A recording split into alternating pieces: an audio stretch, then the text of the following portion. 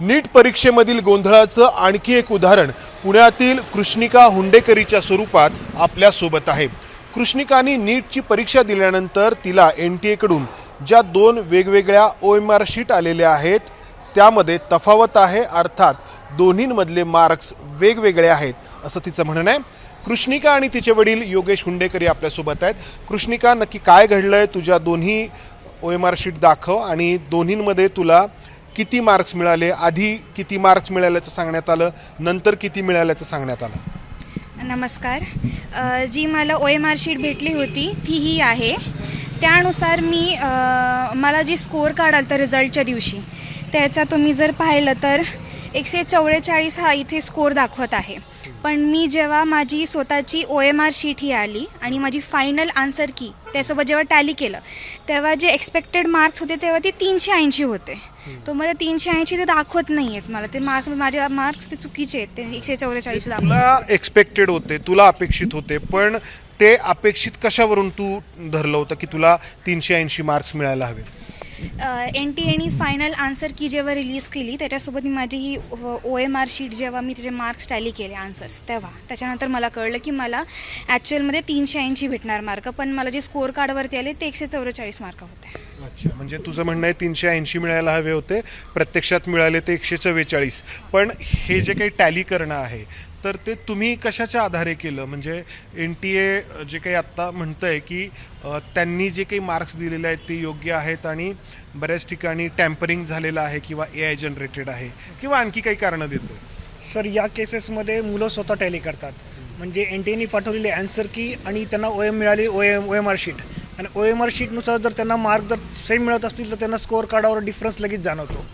तर मार्क्स एवढे कमी का पडतात आपण एवढं स्कोअर कार्डामध्ये? कारण ज्या मुलांना कॉन्फिडन्स असतो की स्कोअर कार्डामध्ये आपण एवढे मार्क मिळालेले आहेत आणि आपल्याला जर OMR शीट स्कोअर कार्डामध्ये एवढे कमी मार्क मिळाले तर OMR शीटमध्ये एवढे बरोबर लिहून सुद्धा आपल्याला कमी मार्क कसे काय मिळतात, तर त्यानुसार हा डिफरन्स आपल्याला जाणवतो। तू जे काही प्रश्न सोडवले होते किंवा ज्या ठिकाणी काही मार्किंग केलं होतं तर ते आहे तशीच तुझी OMR शीट की काही फरक आहे? नाही, प्रश्न 2 मध्ये मी जिथे अटेम्प्ट केलं तर तिथे मला इथे ब्लँक दाखवत आहे।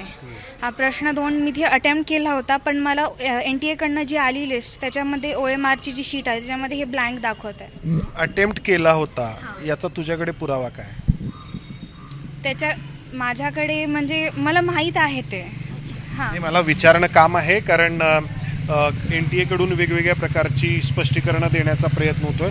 तुझं म्हणणं आहे की तू तो प्रश्न सोडवला होता? हो मी सोडवला इथे होता। तो सोडवल्याचं दाखवत नाही आहे। आता हे 144 मार्क आणि 380 मार्क याच्यामुळे काय फरक पडतोय ॲडमिशनसाठी?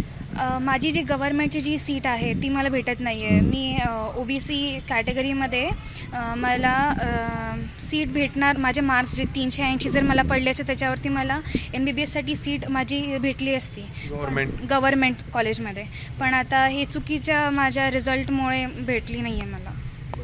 तुम्ही याबद्दल NTA काही संपर्क करण्याचा प्रयत्न केला, ईमेल केला किंवा आणखी कोणत्या माध्यमातून? हो सर, आम्ही ज्यावेळी आम्हाला स्कोअर कार्ड आणि OMR शीट मिळाली त्यानंतर आम्ही इमिजिएटली विदिन एका तासामध्ये NTA 4 ते 5 वेळा मेल केलेला आहे।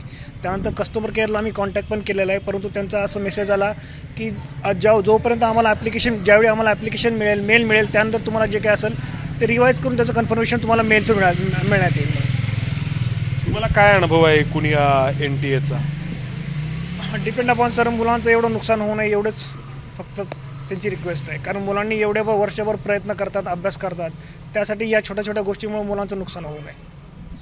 तुला काय वाटतं एकूण हे सगळं जे काही सुरू आहे गेल्या काही महिन्यांपासून त्याबद्दल, आणि काय अनुभव आलेत तुला? मला असं वाटतं की आम्ही जी काही मेहनत करतो, वर्ष 2 वर्ष जे काही प्रयत्न करतो, प्रत्येक क्वेश्चन सॉल्व्ह करतो रिपीटेडली, तर एक्सपेक्टेड आहे की ते तसेच क्वेश्चन येतील म्हणून, पण ॲट द एंड जर असं काही होणार असेल की आम्हाला आमचे हक्काचेच मार्क नाही भेटणार तर मग ते थोडंसं जर आम्हाला पण वाईट वाटतं की आमच्या मेहनतीची मार्क आम्हाला नाही भेटत आहेत म्हणून, तर त्याच्याबद्दल दुःख वाटतं आम्हाला। हो, दुःख वाटतंय। अशा अनेक तक्रारी समोर येत असल्याचं आपण पाहतो आहोत। NTA कडून याबद्दल स्पष्टीकरण देण्याचा प्रयत्नही होतो आहे, मात्र या तक्रारींची संख्या इतकी आहे की या तक्रारींचं खरं तर एकत्रीकरण करून प्रत्येक अशी जी केस आहे त्याची अगदी व्यवस्थितपणे माहिती NTA समोर ठेवायला हवी. कॅमेरामन राजेश बिडकरसह मंदार गोंजारी, ABP माझा, पुणे.